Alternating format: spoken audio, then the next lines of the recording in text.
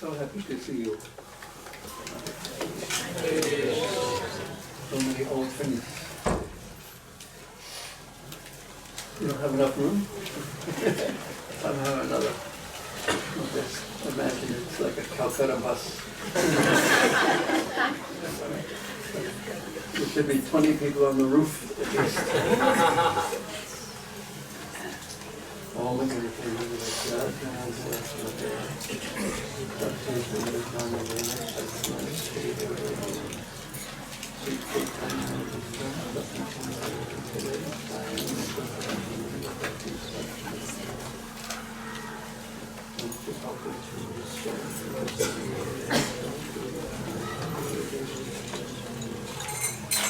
Raise your hand if you've ever been to Sri Vrindavan Dham. Oh, wow. You haven't been yet? Why? When will you go?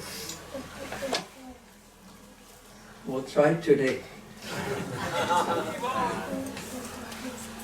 Because Vrindavan is such a sweet place.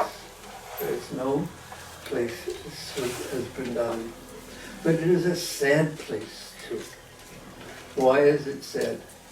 Because Krishna enacted pastimes there that, well, it will also happen, what we'll speak about, not this morning, but this afternoon. But Krishna wants to see his devotees' love for him. Sometimes he specifically performs pastimes just so he can see his devotees' affection for him. And of course, when Krishna does something, he does it on many, many different levels at once. And in this one pastime that we're going to hear today, of course we know from the one I'll be speaking will be about Krishna, his chastisement of Kaliya, and Jagatrini Mataji is going to speak about what pastime? Govardhan Lila. And these two pastimes go together for a very specific reason, why Krishna is so fond of these pastimes. Does anyone know the common element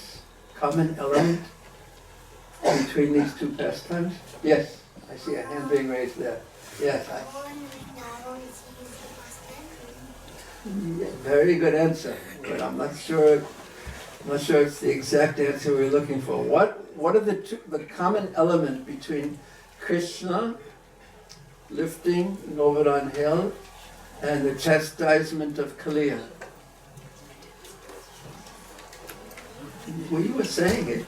And like chastising from being envious? Yes, but what's the common element?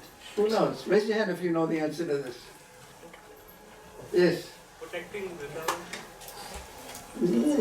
Yes, but that's not the one I was thinking of. You're doing very well, though. Yes. I first have a conflict, and then which is resolved by everyone coming together. Well, that's the point. All the people of Vrindavan came together on both these pastimes, and they had both the opportunity in both pastimes. They had both had the opportunity to just look at Krishna, just stare at Krishna continuously. And that brought so much satisfaction, ecstasy, I will say, maybe not satisfaction, but ecstasy to the hearts of the residents of Vrindavan. Why? Because they loved Krishna so much. You know, Sri Chaitanya, you know, we need something to cover that, a piece of paper of some sort. Because they had so much love for Krishna. And we're going to hear about this morning another person who saw Krishna with no love, in fact with envy. And immediately he bit Krishna upon the chest.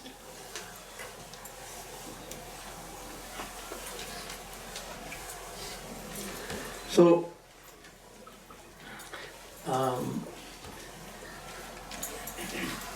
what I'd like everyone to do now is first of all, think about a place in Vrindavan.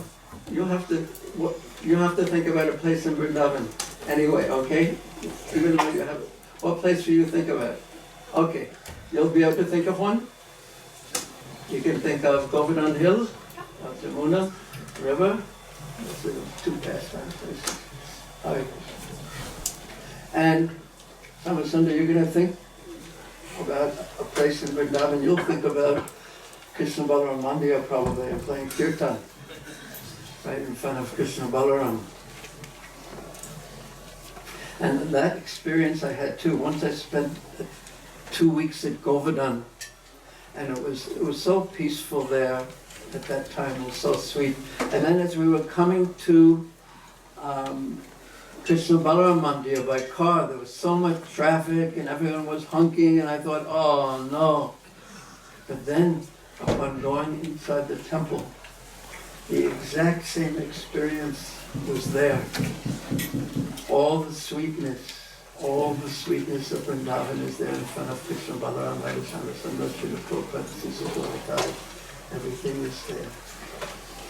But anyway, just for a moment, close your eyes. Everyone close your eyes. Close your eyes. Everyone. Everyone. And just think about a wonderful place in Vrindavan. And think about the Guru Maharaj there, Srila Prabhupada there. Think about a wonderful place in Vrindavan. Now, offer a prayer now that the dust of Vrindavan will bless you,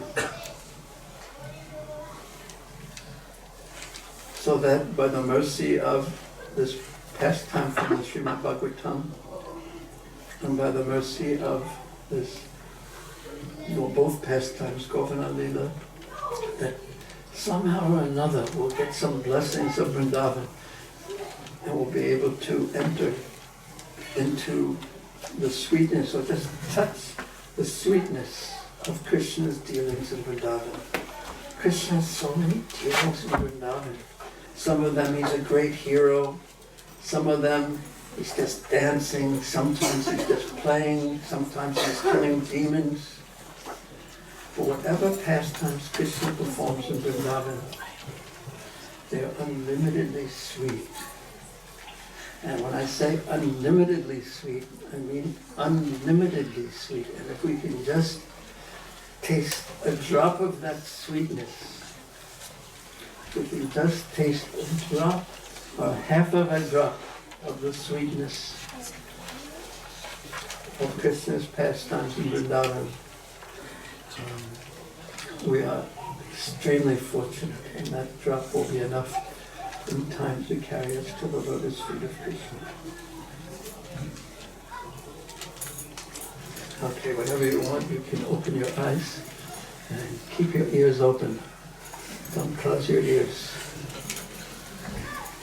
Now, in the 11th canto of the Bhagavatam, the Navayogendras, one of the Navayogendras named Prabhupada, he answered a question that Maharaj Nimi asked. And the question that Maharaj Nimi asked in this age of Kali, how can even foolish people make advancement and be benefited? And this is in the 3rd chapter. And his answer is really, really wonderful. This is part of his answer. Please listen carefully. One should hear, glorify, and meditate upon the wonderful transcendental activities of the Lord. Did you hear that? This is what one should be doing. One should specifically become absorbed in the appearance, the activities, the qualities, and holy names of the Supreme Personality of Godhead. What word sticks out there? Who said that? Yes, absorbed. One should become absorbed. And that's what we should pray for. Absorption. Because if we become absorbed in thoughts of Krishna in any of these ways, we can actually experience Krishna. And the difficulty is that we don't become absorbed. Our mind becomes divided into hundreds and hundreds of streams.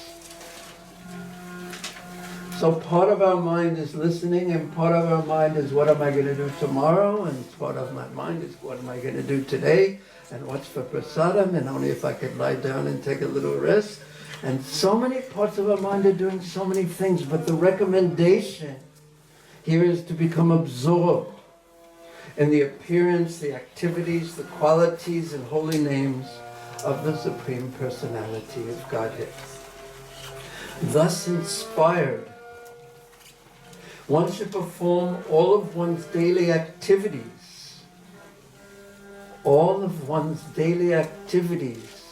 as an offering to the Lord. So before one can do that,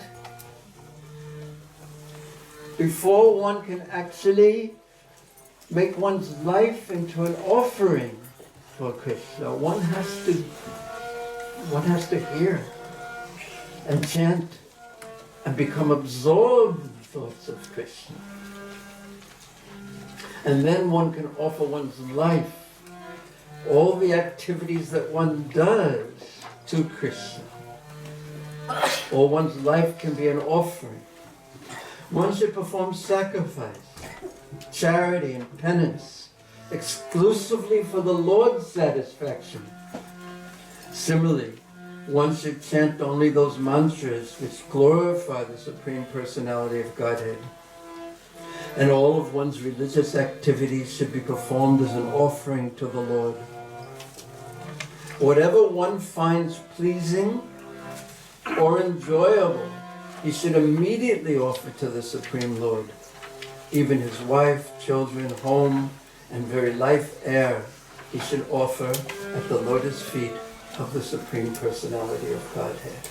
Our whole existence, therefore, becomes devotional service, an offering to Krishna.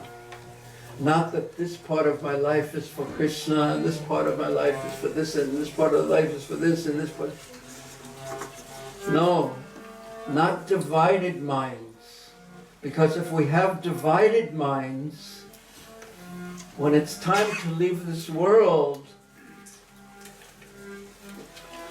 we won't go to the most wonderful place. We have to learn the art of fully taking shelter of Krishna. Not have to in the sense of we don't have a choice, but have to in the sense that if a conditional clause, if we want to be with Krishna, our consciousness can't be splayed into so many different activities. We can do so many activities, but the result of those activities, our desire should be to please Krishna. And I recently heard Prabhupada speaking in a lecture in perhaps 1976 in Mayapur, where he was speaking about Prahlad Maharaj, and he said, to become one-pointed and focused, as was Prahlad Maharaj, you cannot imitate that. And I say we should all do this and we should all do that. And if everyone starts thinking, and if I start thinking, yes, from now on I'm going to only do this, it just doesn't work in that way. It's not an intellectual or mental adjustment that's required. What's required is very, very deep devotion, love. And Prabhupada said about Prahlad Maharaj, don't imitate. And he actually said, and sometimes he would say other things, but he actually said that it takes many, many, many births to have that kind of desire and focus. But it will take unlimited births if we don't follow the process. And if we do follow the process, then it can happen if Krishna wants, if he's pleased, just like that. If Krishna is pleased somehow or another, just like that.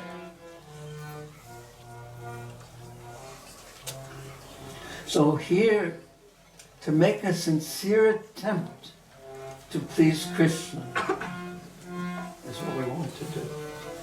And let us see how he reciprocates with our sincere attempt. And the difficulty, from my experience, is in that one word called sincere.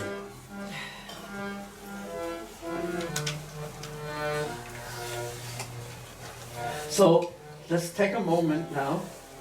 Hare Krishna. Welcome. I didn't know you were here. It's good to have bodyguards behind me, just in case.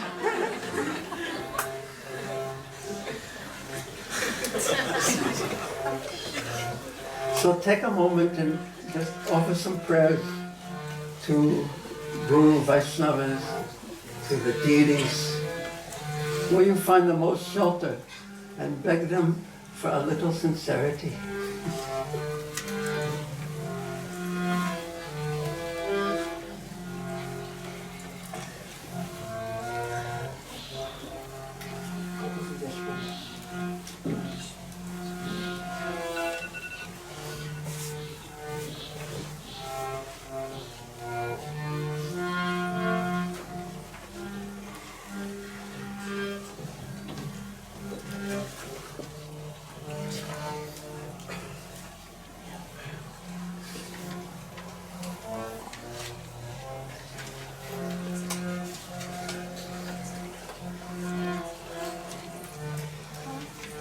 Okay.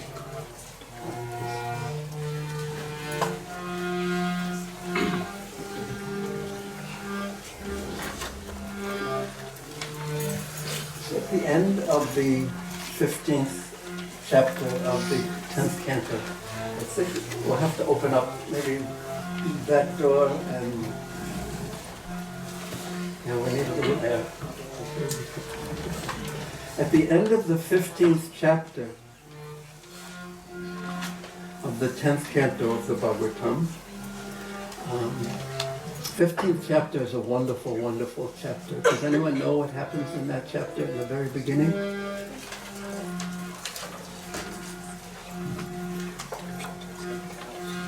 Krishna takes out the cows. He enters the forest of Vrindavan for cow herding for the first time. And then he plays with the boys, and then he kills Dhanukasura, Isha Chestitam. Does anyone know what that means?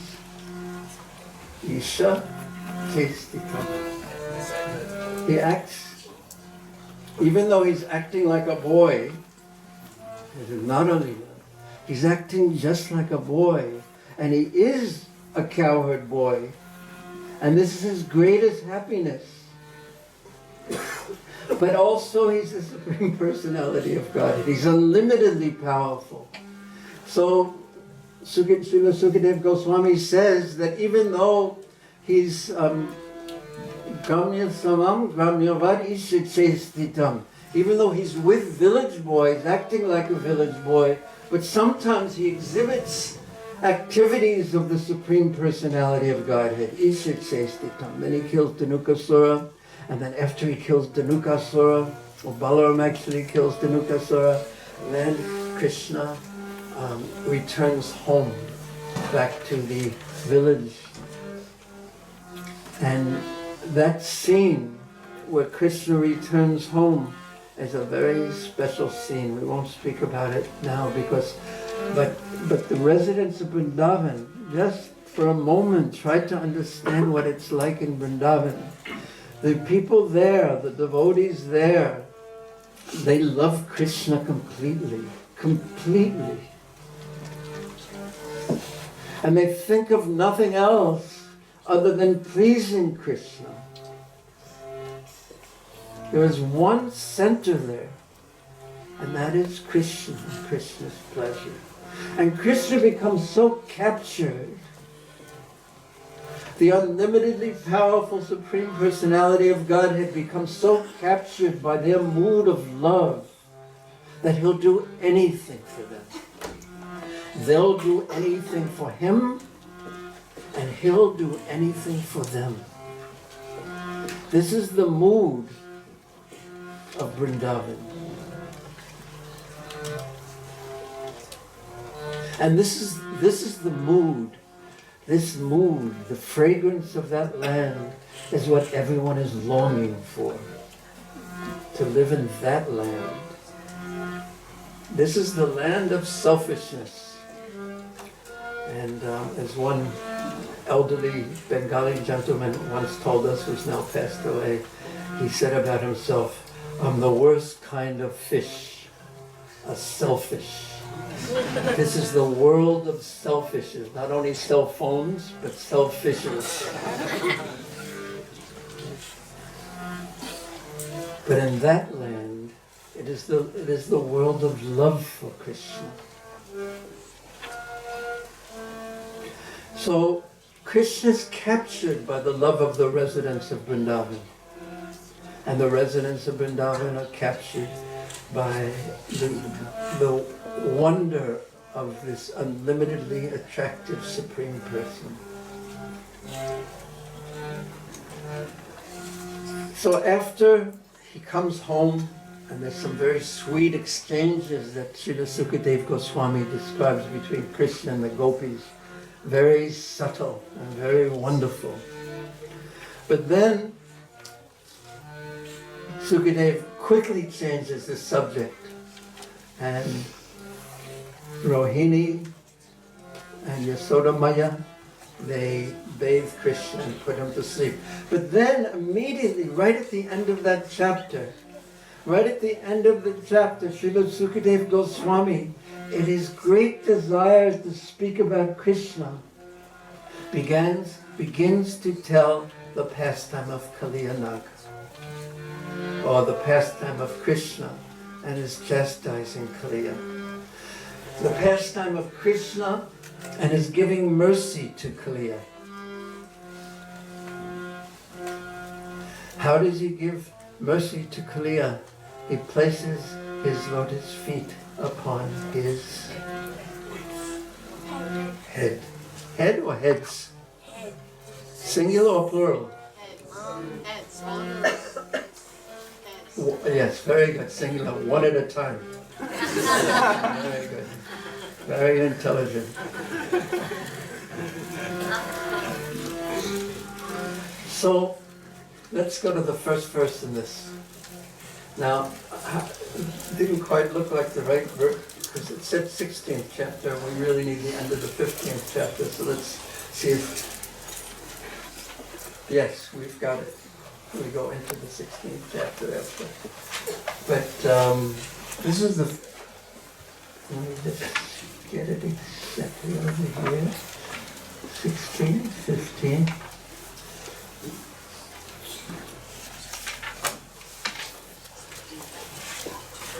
Okay, we're going to go back one, because I decided to not go over every verse, because in Vrindavan, when we told this past time, we went over every verse, practically speaking, but it took more days than we have, so we're going to go over a few verses, and we'll go and speak about some other verses. So,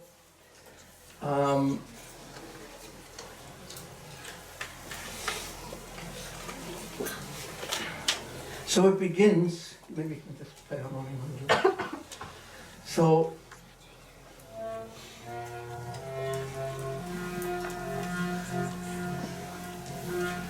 Sukadeva Goswami is explaining to Maharaj Parikshit the pastimes of Krishna, because he's soon to leave this world. And his consciousness, he wants to be filled with thoughts of Krishna. This is his deepest desire. So evam so Bhagavan Krishna. Thus, the Supreme Personality of Godhead, Vrindavana Charapachi. Once he wandered around. He wandered around Vrindavan. Yayo Raman Riti Rajan. He went without Balaram that day.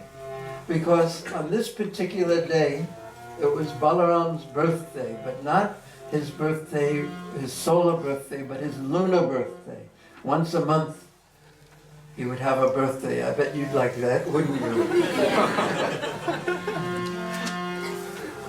But you know what? They had a different style there. Instead of getting presents, they would give presents. They would give, because that makes that's what Vrindavan is about, actually. The material world is exactly the opposite, where everyone is concerned with getting. What am I going to get? What's in it for me?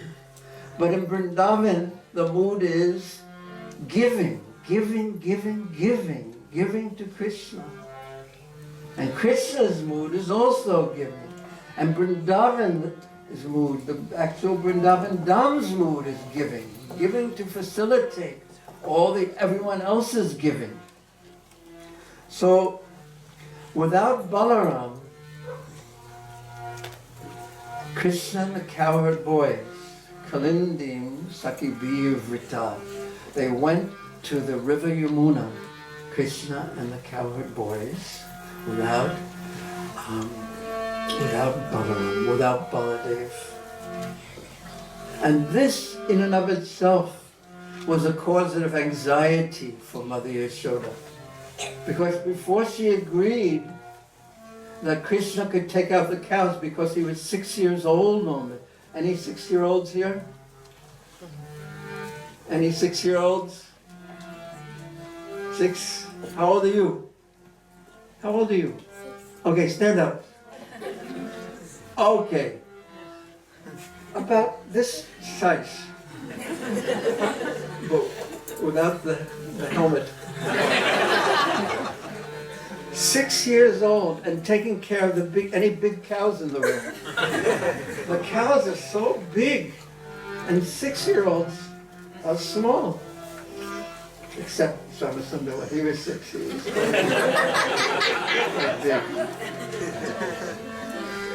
And Krishna and Balaram both were big for their age also. So, but before Mother Yashoda would allow Krishna to take out the cows, it was on the condition that Balaram would never leave his side. You always stay, because you know Krishna is very restless. He's always doing this and that.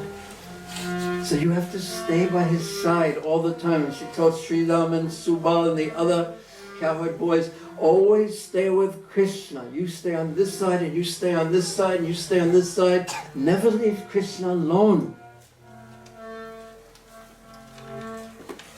But they went. And here, Krishna is called Rajana, and also the king who is being spoken to is called Raja. But because Rajana also means effulgent. So Krishna was especially effulgent on that day because he wore less ornaments. Because he knew that he was going to play some water sports. So he wore less different ornaments, and therefore his natural effulgence was even brighter. When Krishna would walk through the forest, it was like a blue sapphire. A blue sapphire. Sapphire is blue. Yes? Blue sapphire, illuminating the parts of the forest where he would walk. And also the Cowherd boys and the cows, everyone there. Everyone is effulgent.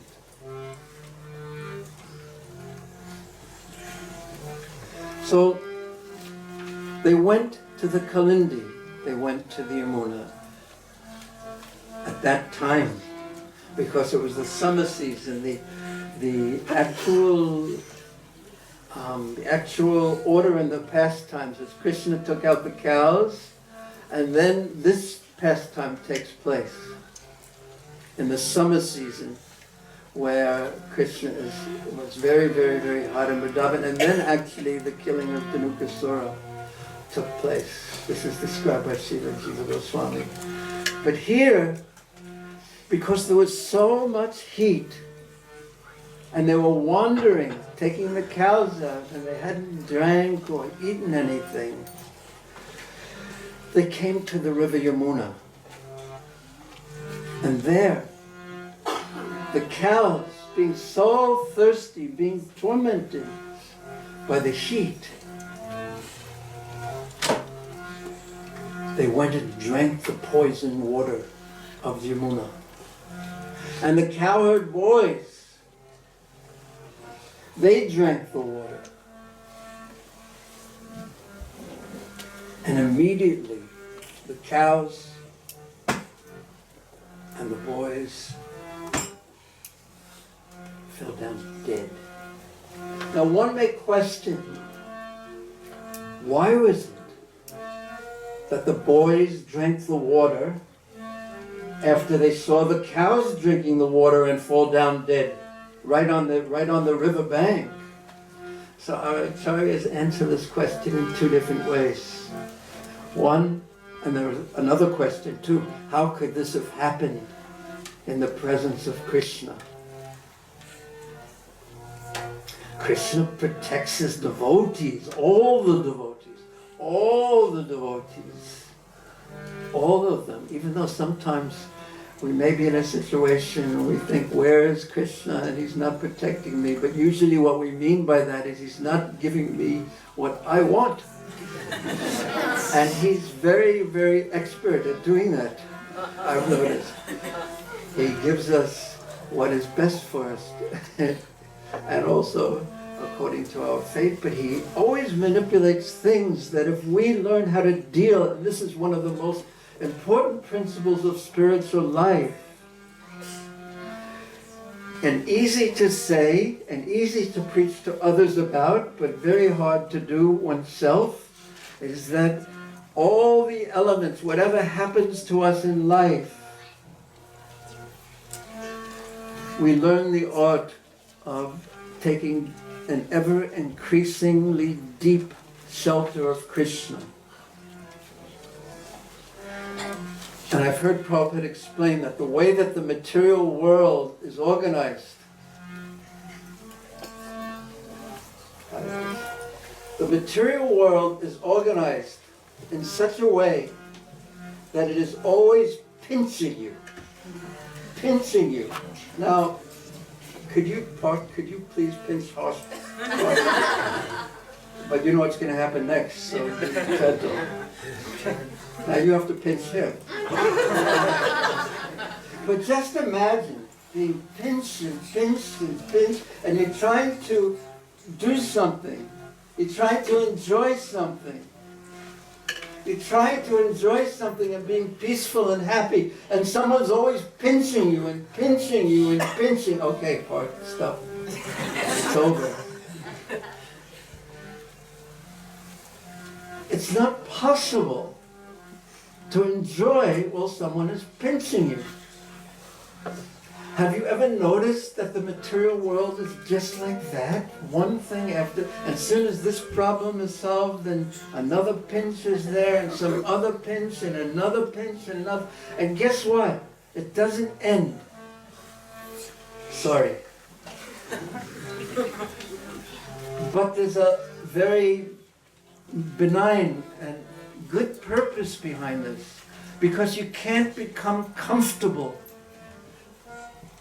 when someone's pinching you continuously.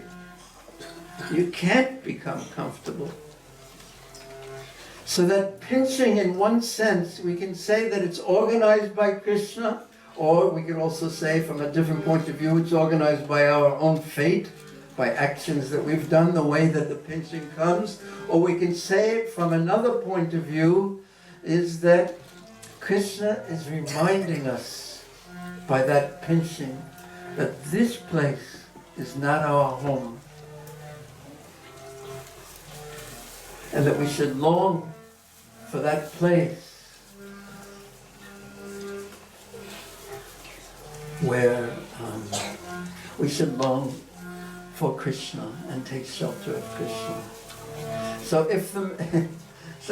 there's an irony in this is that the difficulties in the material world can actually become our best friends if we learn to somehow or another take shelter of Krishna during difficulties. And the comfortable situations, they also become our friends because they don't last, and then they turn into pinching. And like when you're in the 12th standard of school, you think, oh, when this terrible 12th standard is over, then things are going to become easy. But then you enter into the university, and then it becomes more difficult. And you think, well, anyway, when the university is over, then at least I'll be able to be peaceful. And then the intensity increases, and then one thinks, okay, at least when I get a job, then my life will be peaceful. That's funny, isn't it? Then you end up with a boss whose specific job is to make your life not peaceful. He's empowered by Krishna to do that. You're laughing now, Part. But your mother is a very kind boss. Wait till. So Krishna actually allowed it to happen. This answers, I skipped two of the parts of it. But Krishna was walking behind, and he allowed the cowherd boys and the cows to drink the poison water because he had a particular pastime that he wanted to perform. He wanted to drive the Kaliya snake from the Yamuna River. So the boys, so some acharyas say that the cows and the boys drank at the same time, and therefore, and some say the cows drank first, and the boys sing that the cows, they love the cows so much. It wasn't that they were cattle raisers, but they loved the cows. This was the nature of the cowherd communities. They actually loved the cows. The cows were like members of the family. And when the cows, some of the acharyas say, that when the cows died, the boys said, we have no more life left. But this is all by the arrangement of Krishna.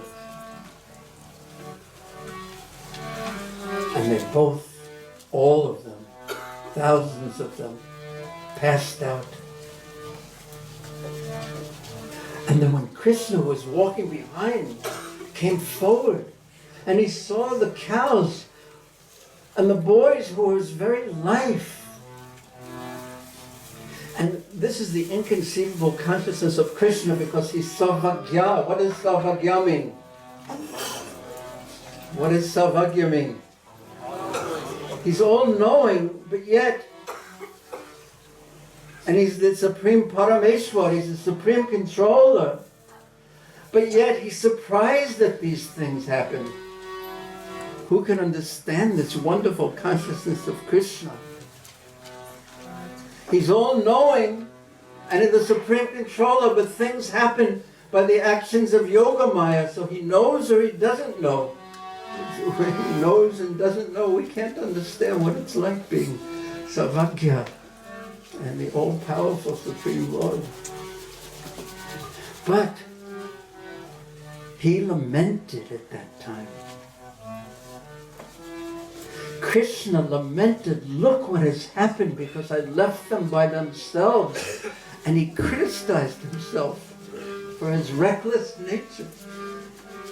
Because he loves them, and this is what dominates Vrindavan. The love of Krishna for his devotees, and the devotees' love for Krishna. That is what rules the land of Vrindavan. That is what dictates, especially the love of the devotees for Krishna. That is what controls Vrindavan, this transcendental land. So then, I think we could, let's see, 15, 1, not quite. Sukadeva Goswami says, Krishna, seeing them in such a condition, he felt compassion for these devotees. Viksha tan vai tatabutan Krishna yogeshwarishvara. Then iksha yita varshina. From Krishna's eyes, he began to cry seeing this situation. Krishna Amrita Varshana. From Krishna's eyes came waves of tears in the form of his affection and compassion to see the boys and the cows in this state. And those tears touched the boys one after another. The Acharyas, this is what Krishna can do. But soon as they were touched by those tears, they immediately came back to life. And then Krishna, one by one, embraced them. He was so happy to see them again alive. He's the supreme controller, but these are his pastimes. He's the supreme knower, but yet these are his pastimes. He was so happy to see them in this way. So he embraced them one by one by one by one. And the cows, when they came back, so how did Krishna do that? It would have taken a long time. Because there were, sometimes when he went out, he had, in the Bhagavatam describes a sankhya, calves with him. That means an uncountable amount. So if it took one by one by one by one by one, if there was, say, 900,000 cows, it would have taken 2 weeks at least. But Krishna just expands himself. He's unlimitedly powerful. So each of the Krishnas embraced each of the boys and the cows and brought them back to life. And the cows then surrounded Krishna, just looking at him and mooing and just affectionately looking at Krishna. And Acharyas describe how the boys were holding on to the cows, and the cows broke away from the boys to come to Krishna and lick him and stare at him and go like this.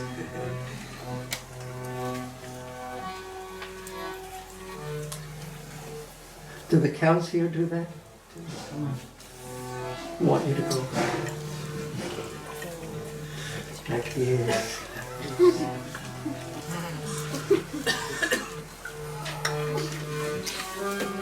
Because Krishna loves them. They love him. This is what Vrindavan means.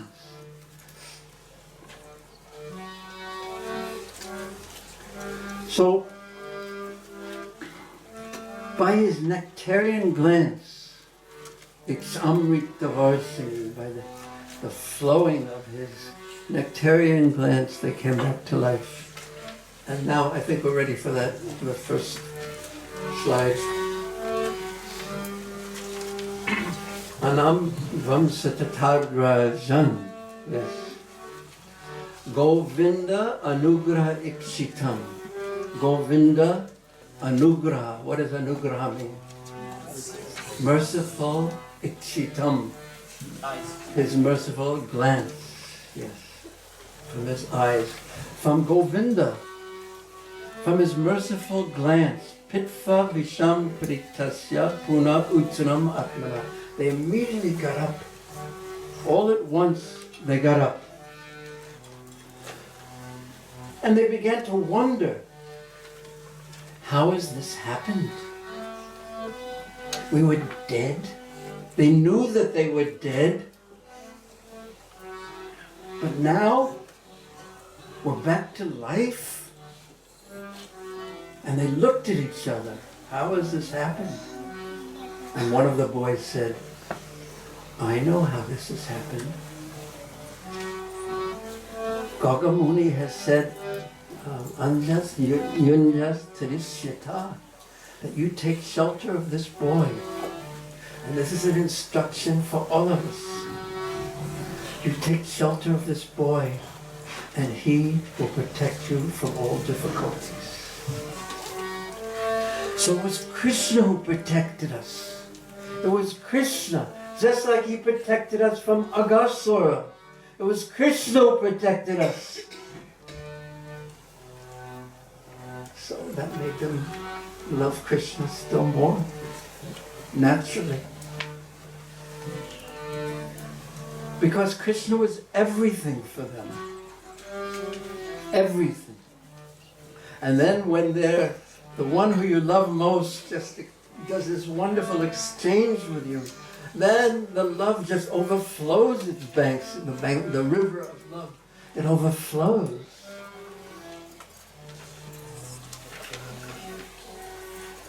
And then, as we said, then the cows came around and just mooed and licked Krishna and stared at Krishna. And the Cowherd boys were being embraced by Krishna. They embraced him. But Krishna at this time, he knew previously that Kaliya was in the Yamuna poisoning the waters. And he was looking for an excuse, a reason to get rid of him, to throw him away from Vrindavan, to stop him. And Krishna at this time, he became angry at Kaliya. So, but before we tell what happens, that door has to open again. Some windows or something, because if the person who's speaking falls asleep, what's the hope for everyone else? Why don't we try one back there, although someone's going to have a cold neck.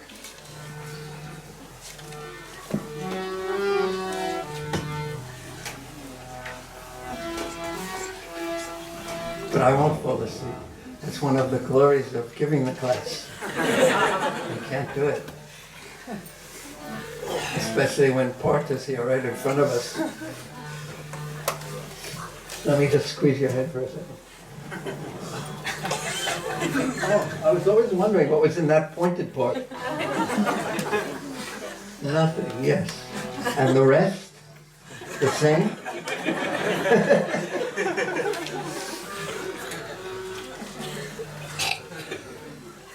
So, something very interesting happens now. Because we hear this, oh, I have to listen to something in the Bhagavatam, or we hear it, oh, this is an interesting story or something. But next, that's the end of the 15th chapter.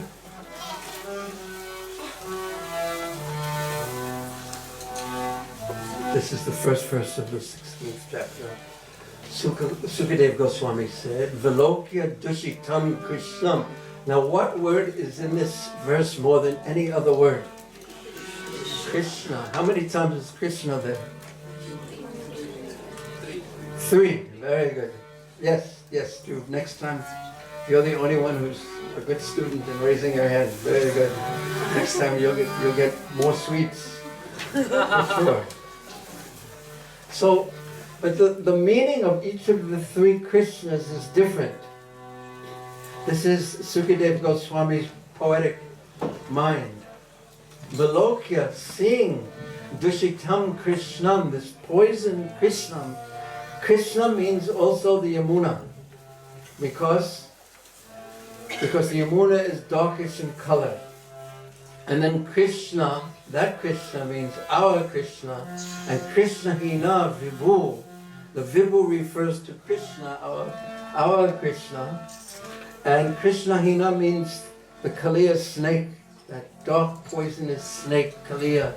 So Krishna, seeing Vilokya, that the Yamuna, Krishna, had been poisoned, all-powerful Krishna, Vibhu, seeing that the Yamuna had been poisoned by this Krishna Hina, the snake, Tasya Vishudam Anicham Sarpam Tam Uda Vasayat.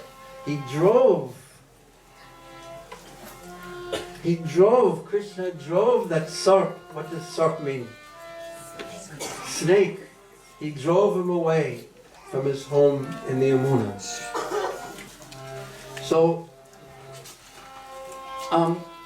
this is a summary. This is something you generally don't do when you're telling a story. You don't tell the end right when it's about to begin.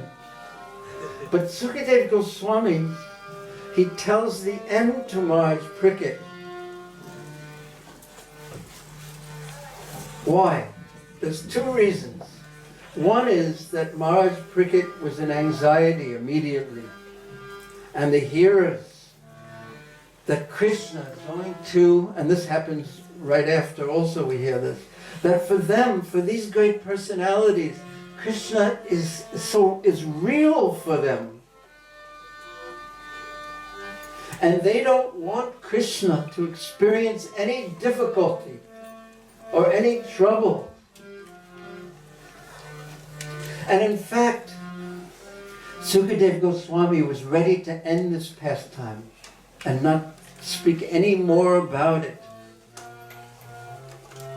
because there was going to be a narration of the distress, because Krishna is going to jump into the Yamuna, and we're going to hear about that. And then what is Kaliya going to do? Dhruv. What will Kaliya do when Krishna jumps in? Huh? But before, so yes, very good. And then the residents of Vrindavan, seeing Krishna like this, are going to undergo so much distress. We undergo distress when something that we don't want to happen to me happens to me. That's my distress. But in Vrindavan, it's not like that. The residents of Vrindavan, their life is in Krishna. Their life, their whole life, it's not exactly in their body, like it's in my body, but it's in Krishna. They've given their life to Krishna, and his happiness is their happiness. And his distress is their misery. This is called prema bhakti. This is called love for Krishna. So when they're going to see Krishna in a distressful condition, well, we're going to hear about it soon, or actually this afternoon, but it's the greatest torment for them. To see Krishna in difficulty is the torment for them.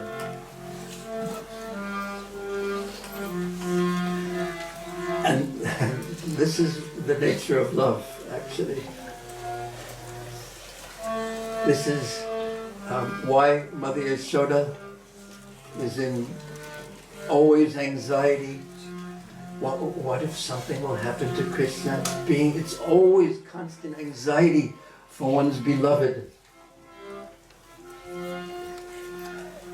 Thank you. And that's why mothers are always in anxiety about their children, for the same reason. It's just the nature of love. Fathers are a little more detached, but mothers completely attached. Even if there's nothing to be in anxiety about, they're always in anxiety. Because that's just the nature of love. So when the residents of Vrindavan, whose love for Krishna is so complete, see him in difficulty, they undergo distress. And Sukadeva Goswami, knowing this, he feels distress to see the residents of Vrindavan in distress. So, and he doesn't want Maharaj Parikshit to feel that distress because he's such an exalted devotee. So he's thinking, I don't even have to tell the rest of this pastime, even though if one crosses beyond the river of the distress, there's so much happiness. He wasn't sure that he wanted to speak of this pastime. So he told the whole pastime in one verse that Krishna is going to drive this sarp. What does sarp mean? Snake? Yes, very, very intelligent. He's going to drive him from the river Yamuna. But then Sukadeva Goswami, after saying that and testing, not testing exactly, seeing how Maharaj Parikshit will respond to this, Maharaj Parikshit in 2 verses, and listen to these carefully. First thing he asks a question, and the question shows that he's been listening very attentively. He said, because the snake is there and there's so much poison there that the whole Yamuna has been poisoned, so he says, he has 2 questions. First is, how did he get there? How long did he get there? And he's asking him, he's going to ask him because he wants to hear how Krishna drove him out. Because Sukadeva has just said that Krishna drove him out. Sopam tam udavasayed. He drove him out. That's not sufficient for him because he knows that Krishna performs adbhutta karmanam. That he performs activities that are wonderful. And we will hear about the wonderful way that Krishna does this. Because there's one thing that we should know about Krishna. I mean, there's many things we should know about Krishna. But one thing we should know about Krishna for sure is that he loves to play. Everything he does is done in this playful way and an expert way. In a way that's so interesting, it's so attractive. And if one actually puts one's mind not just on the superficialities of the pastime, but understand that this is Krishna, how he is dealing with his devotees. And then we understand from that something of the nature of Krishna. And then we start entering into his all-attractiveness. Because we could say the pastime, Krishna danced on the head of Kaliya. And then after that he did this, and then after that he did that, and after that. There used to be these comic books that we used to get called the Amrita Chitra Katha. Did you ever see those? They make something so wonderful and it's just on the very, very, very topmost surface level with no depth, with no rasa, with no real understanding, just stories, just mythology, practically speaking. But Krishna Katha is something completely different, on a completely different level. But one has to meditate on it and think about it. So Maharaj Parikshit, he was thinking, he wanted to hear how Krishna drove him away. Because he knew when Krishna does something, it's going to be extraordinary, extraordinarily wonderful. So, 2 questions. How did he do it? And how did Kaliya get there? Now, how Kaliya got there because he must have been living there a long time to fill up the whole lake of the Yamuna with poison. How did he get there? And how long has he been there? The second question. And then he says, O Brahmana, O Sukadeva, the unlimited Supreme Personality of Godhead, Brahman Bhagavatastasya Bhumna Swachanda Vartina. He acts freely because everyone else is controlled by higher forces. We like to think of ourselves as independent. But just try to change one of your habits and see how independent you are. Just try to stop your body from getting older. And then you'll see. That's what someone said to Prabhupada. I'm free. Said to Prabhupada. And Prabhupada was very strong. He said, you're free? Free to stop getting older? Anyone who thinks they're free, they're crazy. Being controlled at every moment. Every moment. So Krishna is the one who's free. He can do as he likes, because he's the supreme controller. He's all powerful, and he's swatantra. Swatantra means independent. He's the only one who can actually be independent, because he's all powerful and the supreme controller. Ishvara Parama Krishna Vigraha Sarva Karana Karana. There's no cause beyond him. So how is a person who is independent, who can drive Kaliya out in any way he wants, how is he going to do it? It's going to be wonderful. And Maharaj Prickett wants to hear, how did the person who's independent, who's playful, get his work done? And it's going to be wonderful. And then he says, who could be satiated? What does satiated mean? But satisfied, but not, but in one sense, yeah. Again? Someone not completely satisfied. Who could be satiated when hearing the nectar of the magnanimous pastimes he performed as a cowherd boy in Vrindavan? So what does satiated mean here? What does satisfied mean? Raise your hand though. What does it mean in this sense? Mr. Abhishek? Had enough, yeah.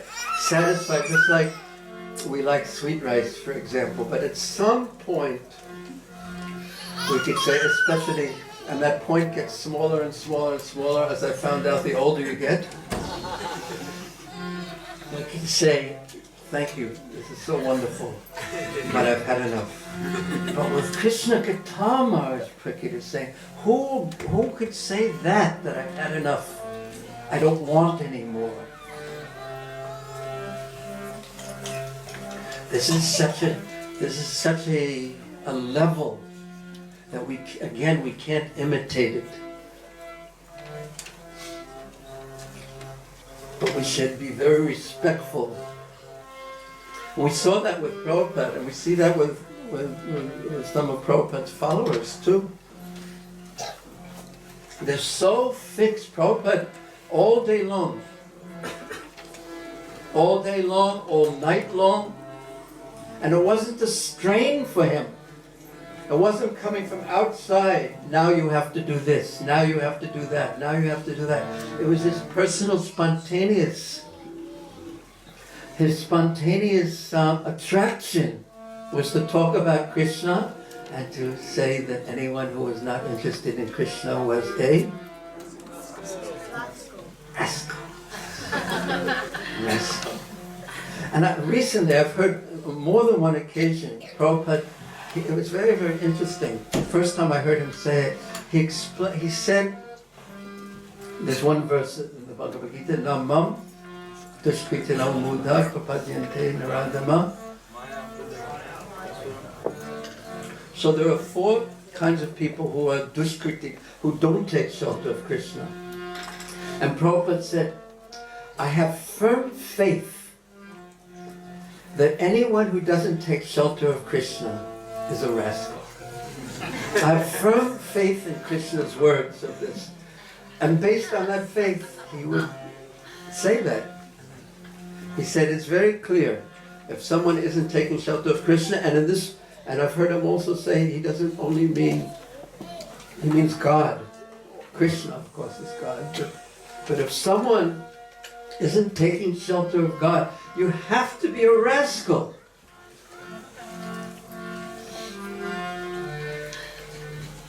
And that's what Prabhupada said, I have full faith, and therefore, with that conviction, not that that conviction in Krishna's words, he boldly and fearlessly spoke like that. But of course he wasn't impolite to people. But there was one time there was a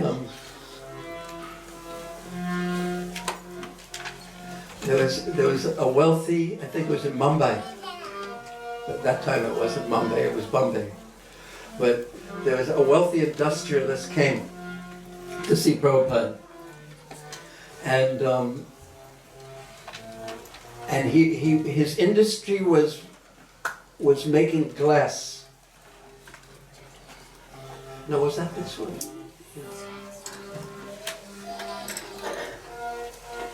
Yes. So his industry was making glass. So Prabhupada was saying that you said you're stealing from Krishna. He said, no. Well, Prabhupada said, where do you get the glass from? We make it from sand. Well, do you make the sand? Prabhupada said. He said, no. So then it came, and then, no, then I'm sorry, I have stories mixed up. But this one's also a good one. Prabhupada said, so you're stealing from the sand from Krishna, and you're keeping the profit. And you're a thief. Prabhupada would do these things, and he would smile in such a way that the people wouldn't become offended. Because he was very, once you entered into the bubble, sort of, Prabhupada's association, then there was such a sweetness there. So Prabhupada said, you're a thief. He told this wealthy industrialist, you're a thief. And there's another conversation where he told this Mr.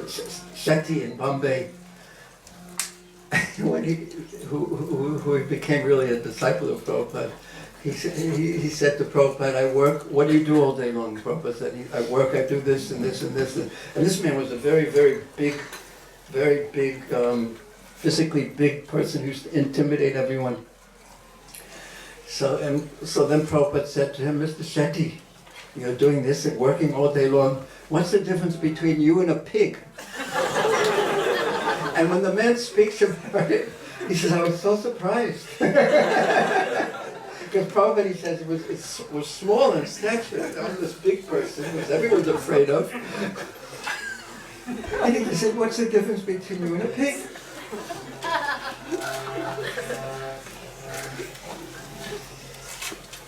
Because there was no envy in Prabhupada's heart.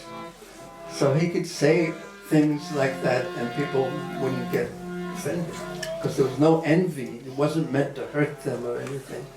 And we shouldn't imitate too. By the way, you're a pig and you're a pig. No, you're a pig. You're a pig. So anyway, going back to the man with the glass, before we get to the story that I wanted to tell you. He said, you're a thief. You're stealing from Krishna. And he said, so the man said, no, I also give charity. And Prabhupada said, oh, you are an honest thief. Prabhupada's consciousness was very, very clear. And you couldn't. And then, so there was another person who was a professor in the university. And His Holiness Bhakti Sukdamara Maharaj was also present. So Prabhupada, the man said he was teaching Hinduism, so Prabhupada asked him some question, and the man replied, actually I don't know very much about Hinduism. So then Prabhupada didn't call him a rascal, but he said, Swarup Damodar, what do we call people who are teaching but don't know their subject? We call them cheaters, Prabhupada.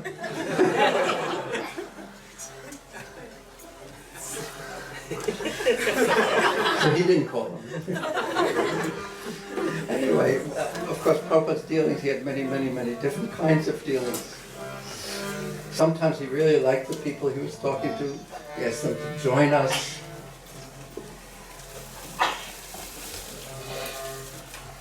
But anyway, who would become satiated? Say, I've had enough, Sukadeva Goswami is saying, with this Krishna Katha, or Maharaj Prabhupada is saying. So just imagine, just for a moment, try to understand what his consciousness must have been like. Just get a hint of what his consciousness must have been like. There he is, he knows he's going to be dying in a few days. And there's no lamentation in his heart, there's no anger in his heart. He just wants to hear specifically about Krishna. And he's getting so much satisfaction from that that he doesn't want anything else. This is his nourishment. He's not even eating, he's not even drinking. Just imagine what he must have been tasting. And it wasn't artificial, there wasn't any strain, like trying to do a Nirjali Kadasi when you really don't want to, but you know you should, or something like that. And you're thinking, and you close your eyes for 2 minutes and you dream about food or water or something like that. But Maharaj Prabhupada was not in that consciousness. He was fully actually satisfied. It was natural for him.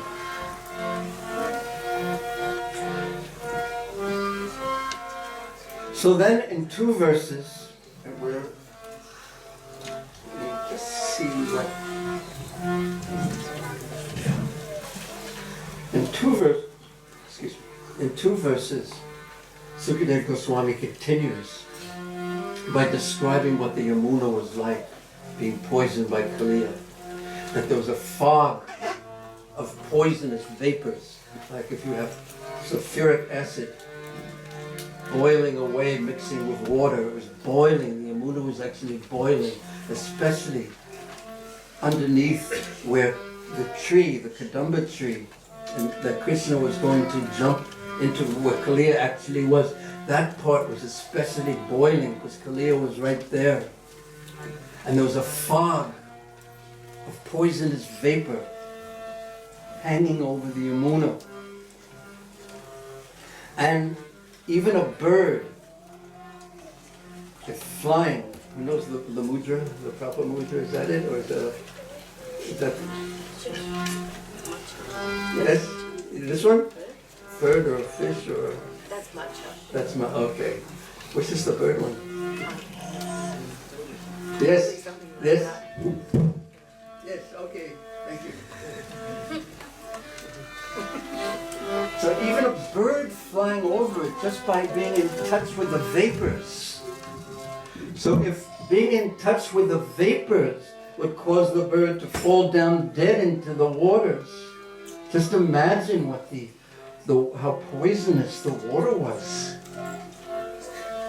So he describes this. And it was such a scene he describes that for 8 miles or 12 kilometers, 1 yojana, around the lake where Kaliya was, it was so poisoned that not even a blade of grass was alive, practically speaking. And there were snake holes everywhere in this desolate area.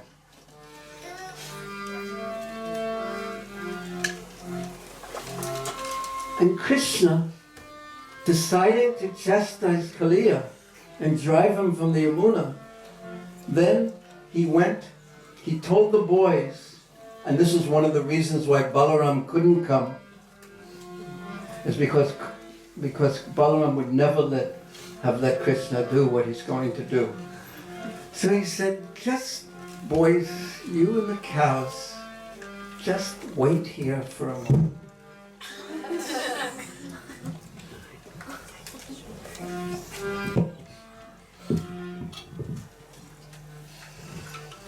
Okay, safe.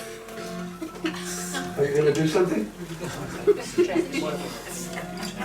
Okay, but it's okay. He told the boys, his beloved boys that he just saved, you just stay here with the cows for a few minutes. Just stay here. And what will you do, Krishna? I'm going to just walk over to the tree over there, because there was one tree that was alive, and that was the Kadamba tree. And I've heard that Garuda, who was the enemy of Kaliya, that Garuda had placed some amrita, some nectar on this tree, and therefore it's alive. There's a story about this, a Puranic story, how the Garuda's mother's sister, they had some argument and they were trying to, and they lost the bed, and the only way that Garuda could get the mother named Kadru, yes? Kadru? Vinita, which one was which? Which one was the snake mother and which was the bird mother? Okay, so Kadru had tricked Vinita, and so Garuda, to get his mother out of slavery to Kadru, he promised to give her nectar. So he snatched it away from the Devatas, and then he stopped at 3 places on the way to Nagaloka. One was Haridwar, another was Prayag, and the other one was Vrindavan. And it is said that he placed some nectar on that tree, the Kadamba tree, knowing that Krishna would place his feet on that tree and to keep it alive. So Krishna said, I've heard that Garuda has done this, so I will now climb this tree, because boys always like to climb trees. So climb this tree just to see if there's nectar on top. I'll be right back. So Krishna, the boy said, okay, Krishna. And Krishna climbed the tree. Now just consider the very, very soft and reddish, pinkish, very, very soft, pinkish lotus feet of Krishna. And that tree in Vrindavan was waiting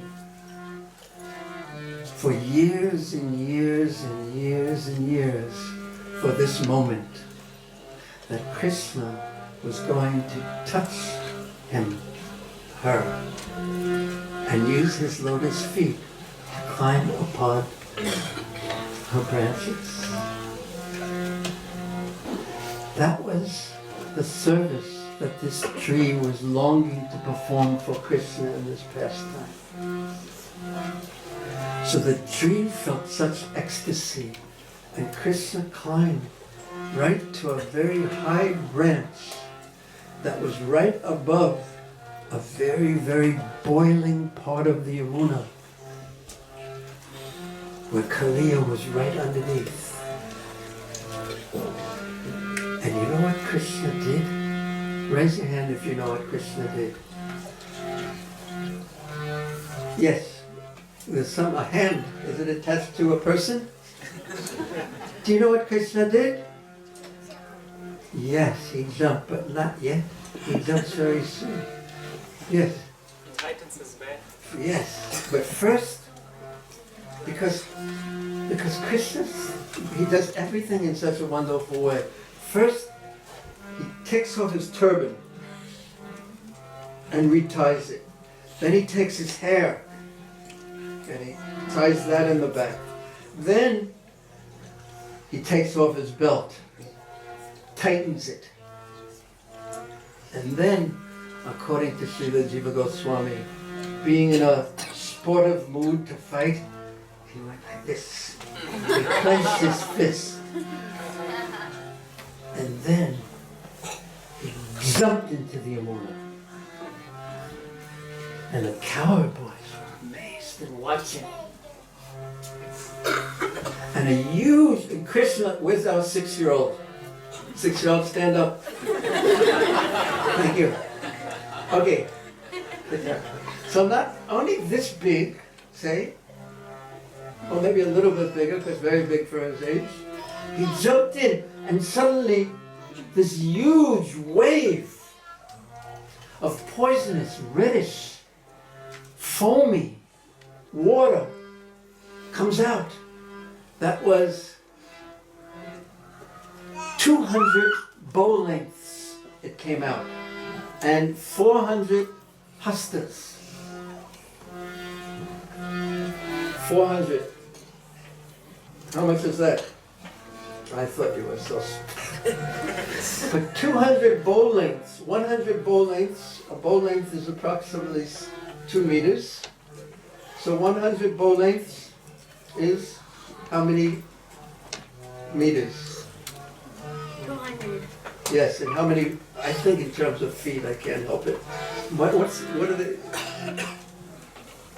Anyone know metric? How? Anyway, it was, yes, 3 feet, 6 feet. But anyway, this huge wave came out when little Krishna jumped in.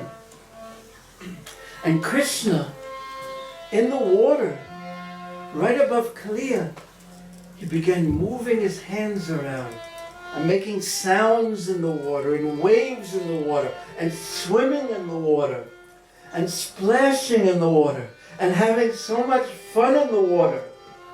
But his moving his hands around and making sounds in the water, he knew how to do water sounds. And he was playing and playing, but his moving his arms around with such power, it caused swirling waves to disturb the entire Yamuna. And the snakes who were living there, all the descendants of Kaliya, they began to get angry, because that's the very nature of a snake, anger.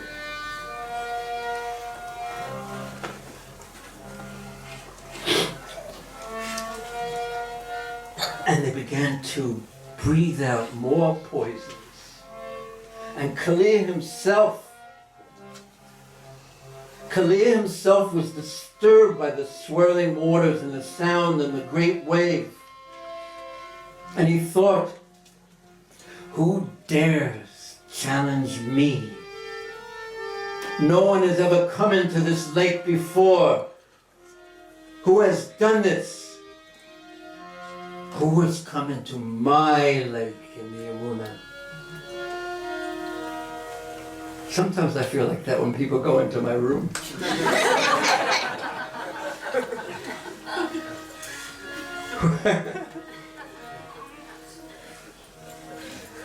There's a bit of a Kaliya alive inside, unfortunately.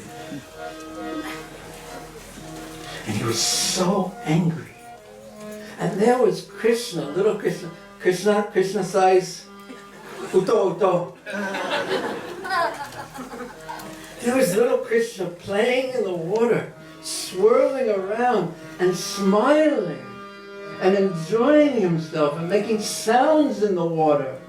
And Kaliya was so angry.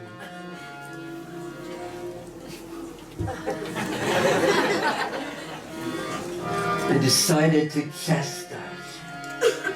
In his anger, he didn't decide, because you don't, when you're angry, the last thing you do is think. It's like anger is such an interesting, awful emotion, because your consciousness becomes very focused. It's like a samadhi, but upside down. Consciousness becomes completely focused and one-pointed. Why are you laughing at me? Because I know you never get angry. Can I see? Could you get angry on demand? What do we have to do to get you angry? Well, let's ask your mother. What does it take to get him angry? Oh. Okay, it's a secret. It remains a secret. Otherwise, we'd all do it right now and see if we can evoke some anger. So, okay, let's see where we're up to over here. So we saw this. He just banished Kaliya from it. And then he swirled his mighty arms and he made the water resound in various ways. And when Kaliya heard these sounds, he understood that someone was trespassing in his lake. The serpent could not tolerate this and immediately came forward.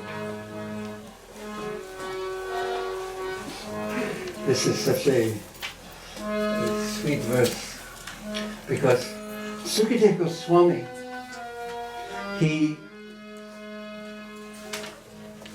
takes on the mood of the Brijbasis, because what do the Brijbasis see? They see not this all-powerful person who knows everything. They see this most beautiful boy. So he describes, in taking on the mood of the Brijbasis, he first describes the beauty of Krishna. Tan Prekshaniya. Prekshaniya means that he was so attractive to look at. And Sukumara, very, very delicate. He was attractive, he was delicate. And Gana Vadatam, that he was glowing like a cloud in the monsoon season. He was glowing, effulgent, as Krishna is so effulgent, but darkish in color, Gana. But he was glowing and effulgent and delicate and very attractive. And he had a Srivats marking and Pita Vasanam. He was wearing yellow dhoti, yellow cloth. And what was he doing? Smita. He was smiling. Sundarasyam. In such a beautiful, attractive way. Kridantam. Apatibhayam. He was fearlessly playing in the water. In this poisonous water that was filled with snakes. He was fearlessly beautiful, just playing. And what is the next word? Who can read it? Kamalo Durangrim. What does that mean? Who said that? Yes. And he had lotus feet. What is the characteristic of a lotus petal? Soft and what color? Pinkish. So he saw the bottoms of Krishna's feet that was soft and pinkish. So what does that indicate? That he was underneath, because he could look up and see the soft lotus feet of Krishna. He looked up and saw that. He saw beautiful Krishna. He stared at delicate, attractive, beautiful Krishna who was fearlessly playing in the water. Kaliya stared at him. And Sandasya Mamashu immediately bit him on the chest. And then Rusha, in anger, Bhujaya-chada, he enveloped him and began to squeeze him. His bhujana, his coils. When confronting the beauty of Krishna, seeing the beauty of Krishna that so appeals to the residents of Braja, because their consciousness is harmonious with devotion. This black snake in anger beat him on the chest and tried to kill him because you have entered my lake, trespassing. This is rascal consciousness. This is demonic consciousness. This is the consciousness of someone following in the footsteps of our divine spiritual master. Everyone who has a false ego, everyone who's in the material world, who possesses a false ego, a covering that Krishna, through the material energy, places on the consciousness, over the consciousness of those who have turned their back on Krishna, consciously. It turns one into a rascal, someone who is inimical. It is not just, okay, Krishna, you live in your world and I'll live in mine. There is enmity with Krishna. If you dig deep enough in every conditioned soul's consciousness, there's actual enmity with Krishna. And the capacity to do anything.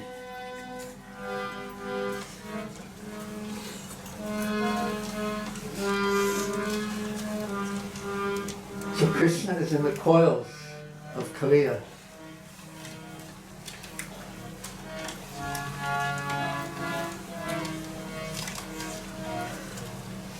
And we'll end here. When I gave this class in Vrindavan, someone said to me after the class, why did you end there? Trying to put us all in complete anxiety. But we'll end here. But we won't end here, but we'll ask, thank you so much for listening, despite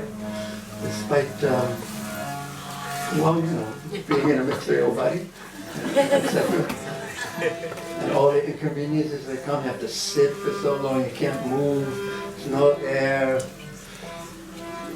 And we just make part jokes all the time. You like them, don't you? A little attention. Okay, thank you. Any questions? Why did you end it? Why did I end there? Just so you would be on time for this afternoon's class. But I promise you, Krishna will free himself, but we're going to have to go through to hear what love of Krishna is like from the point of view of the residents of Vrindavan. How they react to this. When we walk out, now maybe, we're thinking Krishna's in an unfortunate position. But as soon as we walk out and it's time for prasadam, we'll forget everything. We'll start talking about cricket matches and whatever. But the residents of Vrindavan, they react in a different way. And we'll hear about them one by one by one.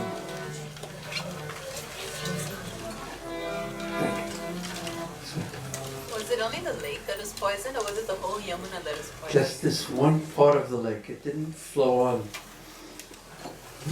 because it would have disturbed the Yarus who lived in Mathura, our Acharya said. So just this one part was poisoned by Kaliya. It just kept all his poison in this one Kaliya Vidya. Yes? The translation for Bhaktivedanta was Krishna looked like a white cloud. Why did he look like a white cloud? The effulgence was so bright.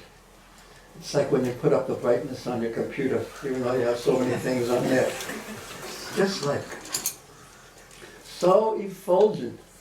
He was showing, effulgence means tejas, means power. He was showing his power. And Kaliya was so envious, nevertheless. Yes? Hare Krishna. Happy to see you. Hare There is also Krishna. anxiety in the material world. So Say again? there is anxiety in the material world, and there is also anxiety in the spiritual world. Yes. So how should we understand the difference?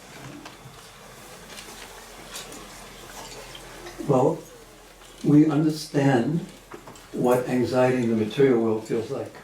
That part's easy to understand. But the anxiety in the spiritual world, it is based on living in one's staibhav, which means one's relationship with Krishna is awakened. So the anxiety will be for Krishna. So that is an easy way to understand it. We can ask ourselves, who am I actually worried about? Who is actually caused? Is it for myself or is it something about Krishna? But the residents of Vrindavan, they're living in their relationship with Krishna, and and they have a different shelter, right? Because we're tiny, we always have to be sheltered by one energy or another. So now, as we know, we're sheltered by the Maya Shakti. And the stage of Bhava Bhakti means that our shelter has changed to the internal energy, to Krishna's energy of service. We're in the shelter of illusion now. We're in the shelter of false ego now. We're in the shelter of me being the center. That's Maya, something that cannot be, we're imagining is. But in the spiritual energy, Krishna is the center. And the cause of that, of the soul, the tiny insignificant soul taking shelter of the internal energy, the result of that is ecstasy always. And because the material world is a reflection of the spiritual world, it may appear to be the same. But because of the souls having fully taken shelter of Krishna, fully taken shelter of Krishna's service, fully taken shelter of the internal energy, the result is ecstatic because it's Krishna. That's on the highest level. But even on our sadhana level, sadhaka level, if we take a responsibility to do some service for Krishna, it's interesting because there'll be a mixture in there. Because there'll always be, if you want to do anything in this world for Krishna or for yourself, there's always going to be anxiety. So when we try, if we're sadhakas, when we try to do something for Krishna, there'll be anxiety, but there'll also be a mixture of motives in there. Meaning that, instead of I'm doing this for Krishna, it's I am doing it for Krishna. So there'll be false ego. I want to do it, so I don't need to go into too many examples of it, but I'm prominent in it, in my mind. Of course, in no one else's mind am I prominent, but in my own mind, I'm prominent, that I want to do this for Krishna, and it's always I. And I will do it, and subtly or grossly, I'll be wanting to do it by my power, by my potency, by my strength, by my intelligence, by my beauty, by my wealth, by this, my influence. But the spiritual energy works on a different level. It's that the spiritual energy will work through you. And that's what Prabhupada used to talk about. And he's saying his qualification was that he was serving his guru, and he wanted to serve.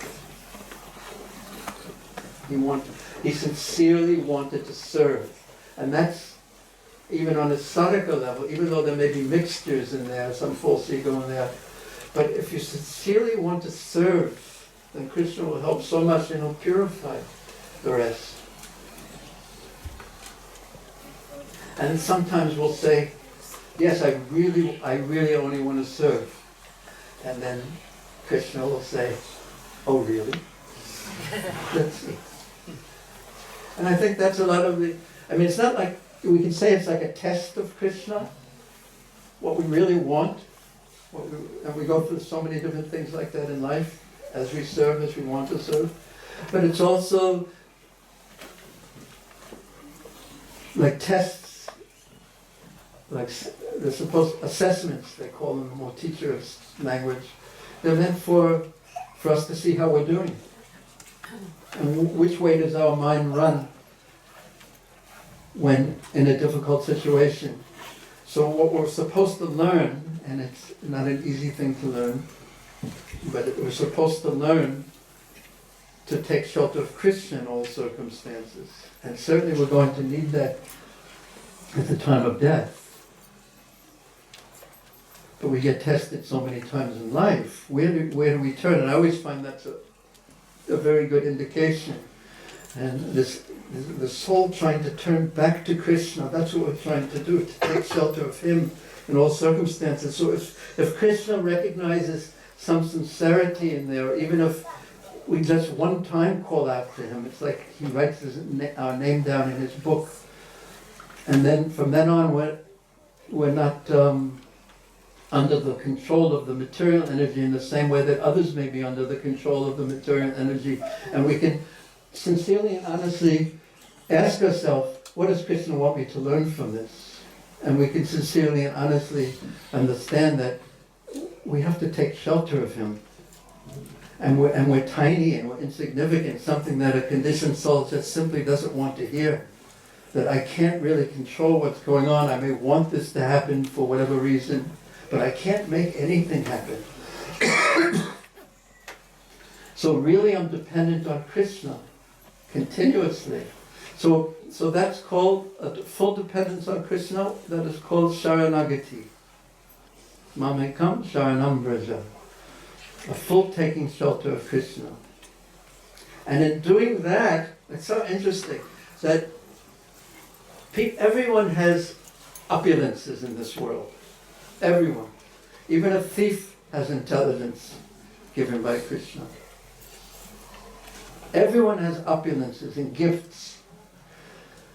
And when we use those gifts actually and simply and honestly to please Krishna, it is like offering of the Ganga water back to the Ganga. It's like giving back to Krishna something that He's actually given us. It's a gift. It's really only a gift. It's not me.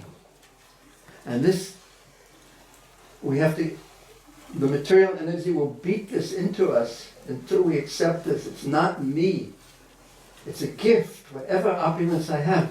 And everyone, every single person, devotee, has some unique special gifts and opulence.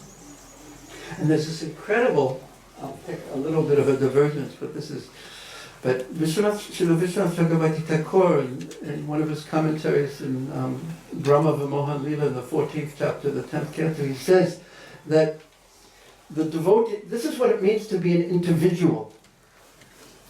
That you have something different from every other person. So that individuality, that individual gift, allows you to see in Krishna something that no one else can see. An aspect of Krishna. And Krishna has unlimited aspects that so everyone has something special, sees something special in Krishna, and has something special to offer Krishna. Everyone. You too, and you. What's your name, by the way? What's your name? No. Okay, what's your name? Siddharth. Very nice. And what's our little friend in the back? What's your name? Janavi?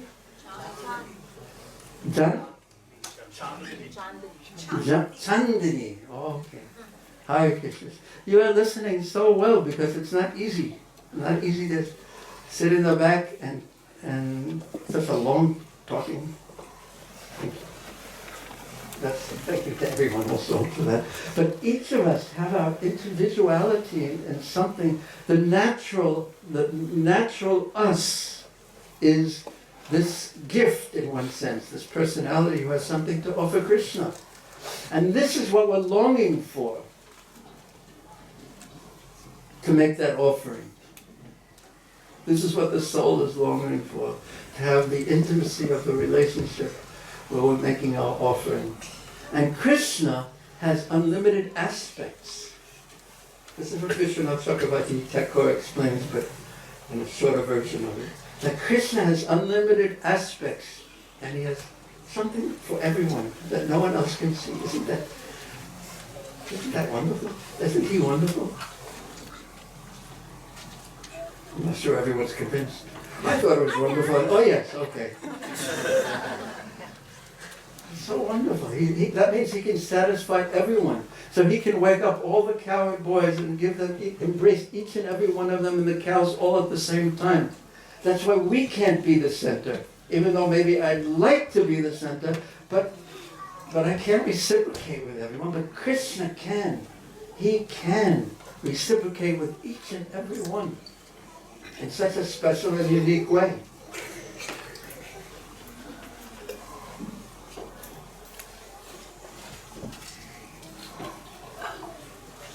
Did I answer your question, by the way? I can't remember what it was. It was a while ago about anxiety, yes. Are you out of anxiety now? Are you out of anxiety now? Huh? That's what I thought. You did better than answer it then. Yes. Oh, that's your second one. We have to ask. Okay, Prabhu. You mentioned that the anger, the hatred, and the envy from Kaliya had been manifested as poison. And the poison, you also mentioned that the poison was in the form of vapor. So was the effect of poison just on the gross bodily level, or was it also on was there some subtle effect of the poison on consciousness as well? In Vrindavan? Be it Vrindavan or the surrounding areas? No. There was no, this is all Lila, really. That's playing by Krishna, so he can play. Oh, you'll see. This afternoon, are you going to be here this afternoon? Okay. Is that your spot? Yeah, okay. Because he's going to start playing in such a way this afternoon. He does everything so gracefully when he does it. Listening to Prabhupada's, how many of you listen to Prabhupada's lectures and recordings a lot? Now and then at least. Yeah. They're so nice. I mean, they're very, I don't mean nice in the sense all the time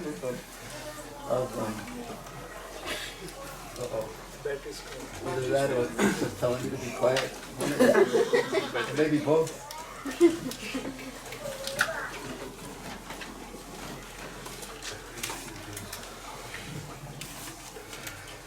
But so many times he just speaks about how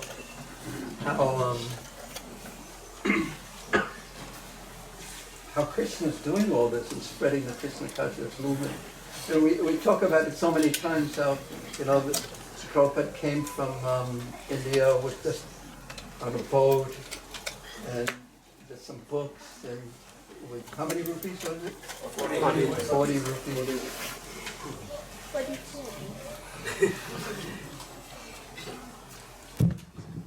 And then what the Krishna consciousness movement expanded to. So he simply glorified Krishna in this, and of course we see that he was Krishna's instrument, but certainly Krishna did do it, but he was Krishna's instrument in what? Sincerity, what purity, what power, Krishna's power he carried to be able to do this. Oh, please, you have to be good, otherwise we're not going to let you sit in the front, we'll make you sit in the back. And for one who has been honored, dishonor is worse than death. I didn't say it, Krishna said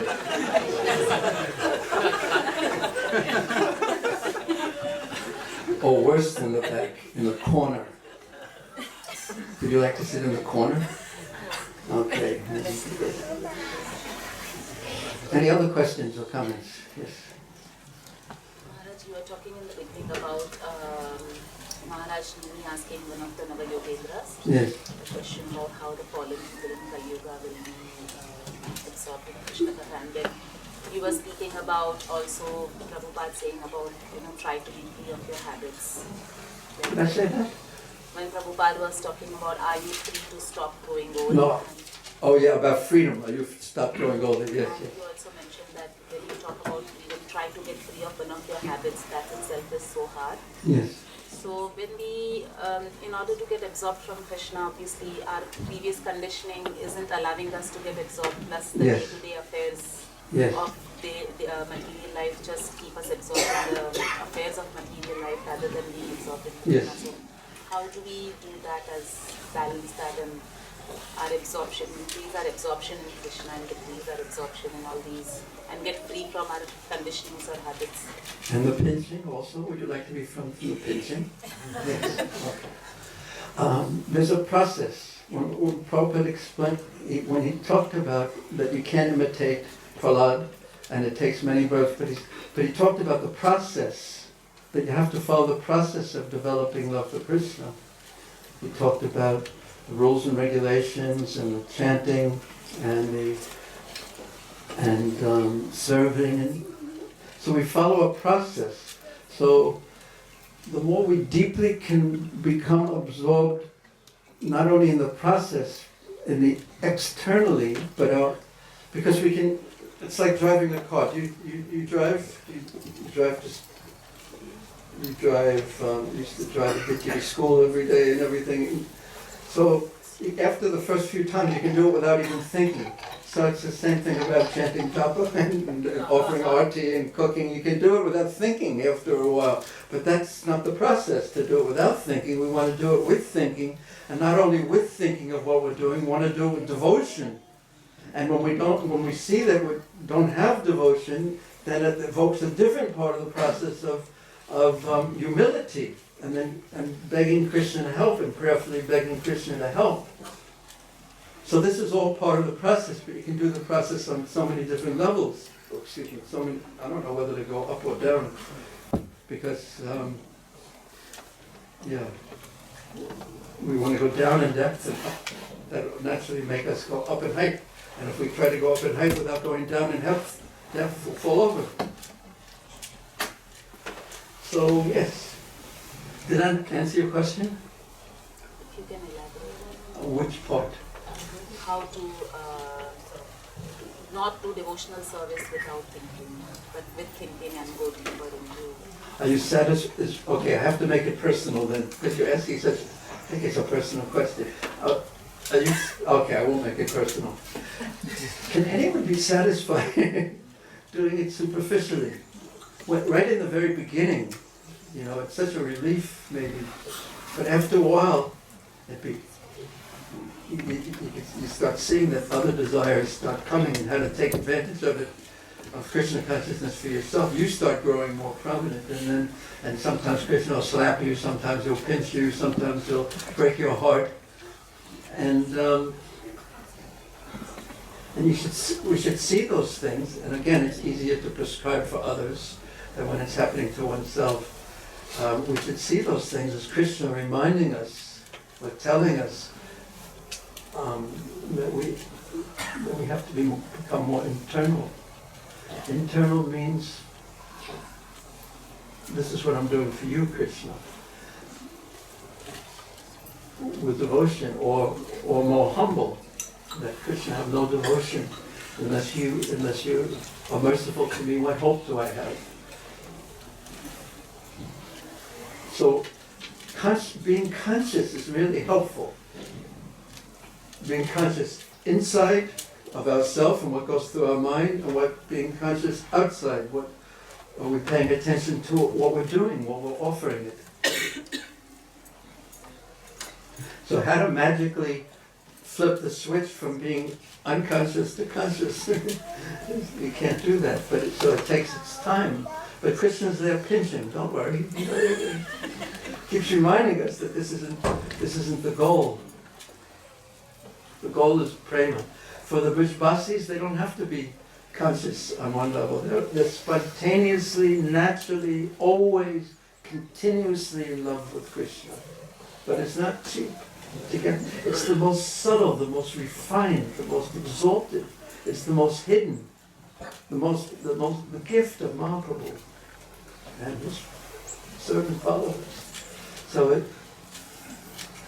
So we have to do our part, but then there's the mercy we need. Our part necessary but not sufficient. But we can't, our part is necessary, but it's not sufficient. Now have I fully answered your question to your full satisfaction? Association. So if we want to know what to do to take a step forward right now, which is really the question that we want to ask perhaps, what do we do? So that's a good question to ask the devotees right now. When you decide, I want to take a step forward, this life has taught me this, that I'd like to take a step forward now. What do you do? Now, this is one of those teacher asking the questions where he's not going to answer it. He's going to just wait for someone to raise your hand. And then, what do you do? Yes?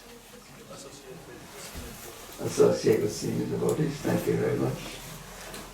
What do you do? What do you do?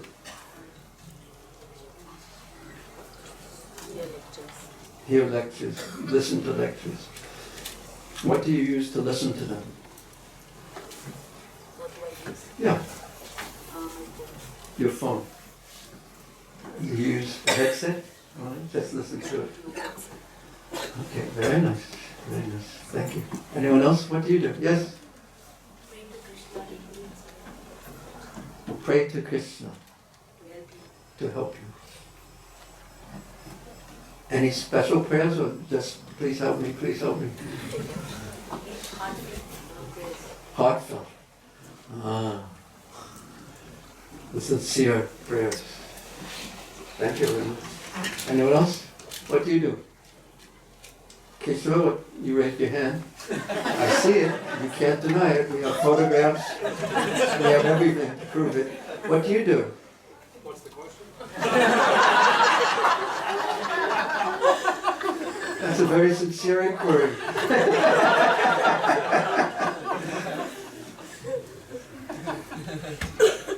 The question, what do you do when you decide you want to move forward in spiritual life? Personally. And sometimes this question is a very private question that you can understand someone may not want to answer. Yes? I make time to go to the holy dinner, and specifically to the retreats with the self, not a duty, such an answer. So I just make sure I've got time, I make time, and I make it a priority to focus on my spiritual activity. Yeah. The Dhammas, they're very, very special. Very special and important. Everything is natural in the Dhammas. And if we're not in the Dhammas, we worship. So lucky that we're Radha Ballava so close. That you just go in front of Radha Ballava too, and you go on a tie. Yes? I mean, it's not like being in downtown Melbourne when you're walking there. I mean, it's a different universe. It's a different universe. So yeah, just go in front of them too. That's another thing. But the Dhammas, what can we say? Yes? A little bit louder, please, so we can all hear. Try to re-establish the connection with Krishna again and again. How? By remembering his name or by trying to chant at least one round a day. You don't usually chant at least one round a day? I'm used to this. Huh? I'm used to this. Oh, okay. Excuse me, I can't avoid it. I just have a nature, okay? So please forgive me. Can you chant 2 rounds every day?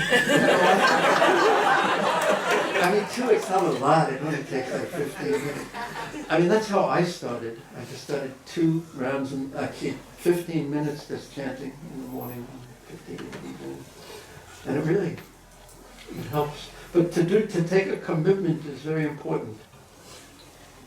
And that way you'll see how much you like it if you commit yourself.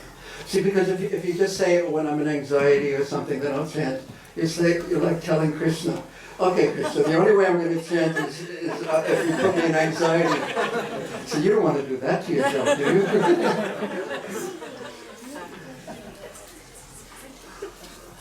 Chandini, what do you do when you want to get closer to Krishna?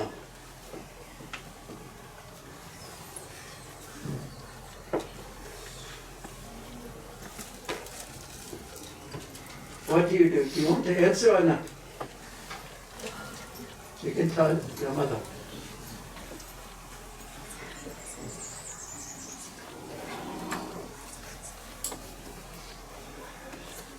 Is everyone asking themselves that question, even though you might not want to raise your hand?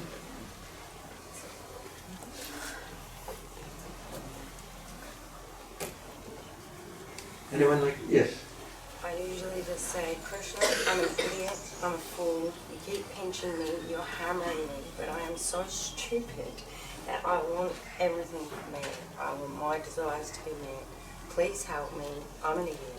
Could you please send me some Vaishnavi girlfriends, because without them, I can't do anything. It's association. Yeah, and usually I get some reciprocation. Yeah. Somebody will turn up and help me out, or a YouTube will come across. Like I'll, be looking. I can watch Munnerism on YouTube doing the Bhagavatam class, or so then I'll access. I just start jumping up and down, dancing. Nice. But don't dwell too much on how foolish you are and etc. I feel like I'm idiot. Okay, but don't think about it too much. Think more about the Krishna part. Yeah, thank you. Yeah, because otherwise we're just thinking about ourselves. Yeah. So better touch that part. Yeah. That gives us the proper mood to approach Krishna. But think about Krishna, he's very kind. Think about it, he's very beautiful. And tune into Mayapur TV or something, or Vrindavan TV, or Radhaballabha, or whatever. And one thing I've seen is that two things especially are Krishna's special gifts, and when they come, don't take them for granted. One is association. It's really a gift from Krishna. And the second is a service that we can offer.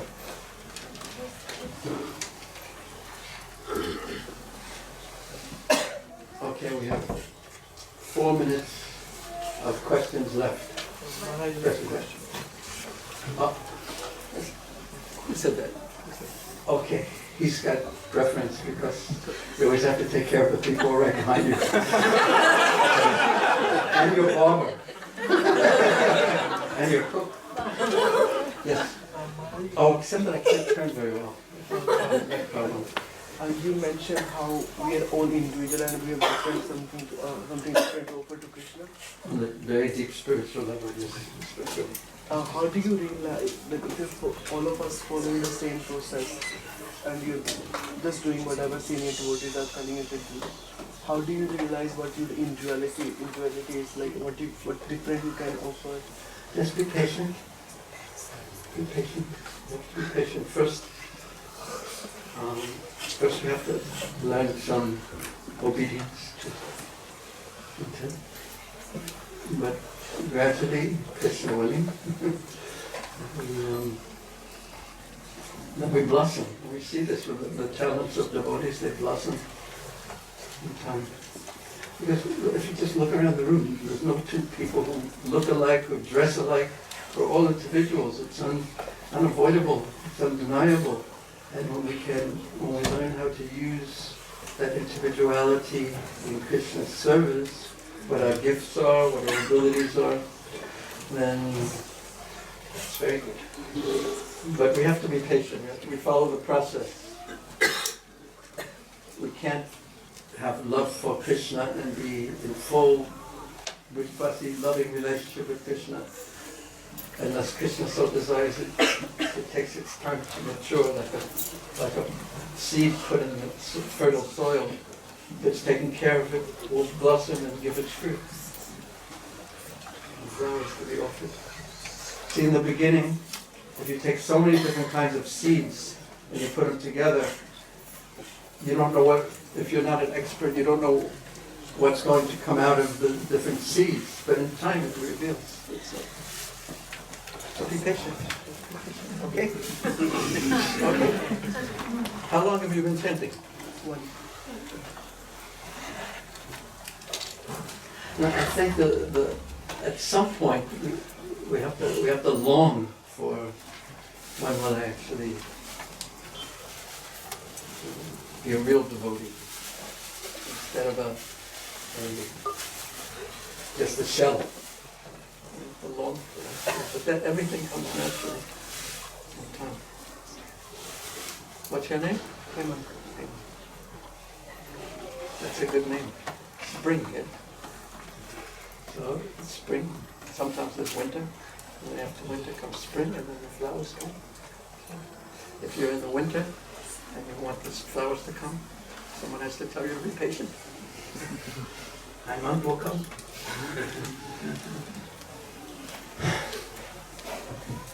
One minute's worth of questions if there's another question.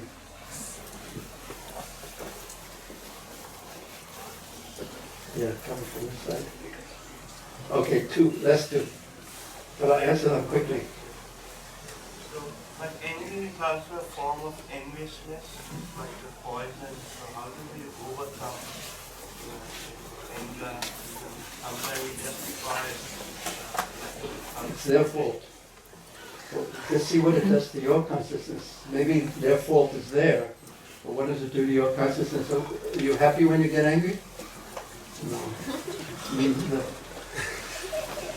So the more self-satisfied we are, the more sattvic we are, the less tendency towards anger. So our process definitely deals with that. But also I've heard Prabhupada say on many occasions, and quoting Srila Narottama Das Thakur, that anger also has a use in Krishna consciousness. And Prabhupada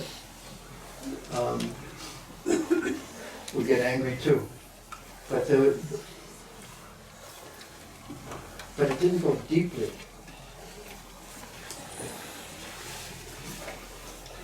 He actually said that to one devotee. Prabhupada he got angry, the devotees didn't do something properly, they did something improperly, then he became angry, and then that one of the devotees, the leader of the group who he was angry at, came to apologize on behalf of everyone, and Prabhupada wasn't angry anymore. So he asked the question, what? Because he asked the question in a very careful way. Why sometimes you see a very exalted soul or pure soul angry and then it's gone. Why? And Prabhupada replied, because it's just on the surface of a devotee.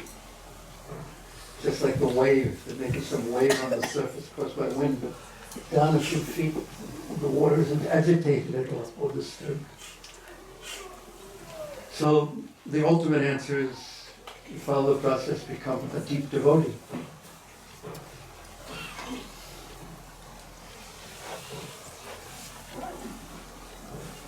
Because it's Rajaguna Samubhava, the tendency of Rajaguna is decreased. So Krishna allows us to see that we have contaminations that makes us more humble. So many ways to answer that, but none of them remove the anger. So live a good life, that really helps. Is that okay? And last question.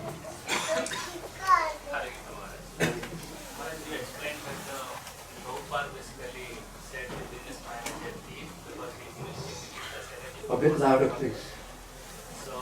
A bit louder. Okay. Now you explained that the Prabhupada said the business manager is key because he is using all the Krishna's energy for himself. So sometimes the devotees, while dedicated service serving the Krishna, they make the personal plans as well. They make what plan?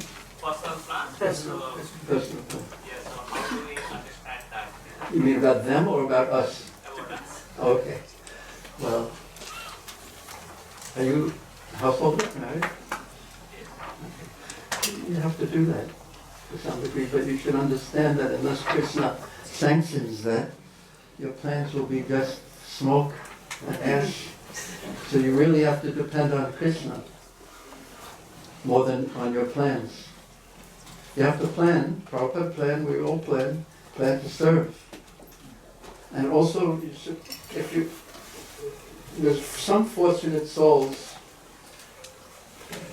due to their purva sanskaras, the previous taking up Krishna consciousness, go like this, straight. And some of us have to go like this, and some of us have to go like this, and some of us have to go like this. So all of them are okay,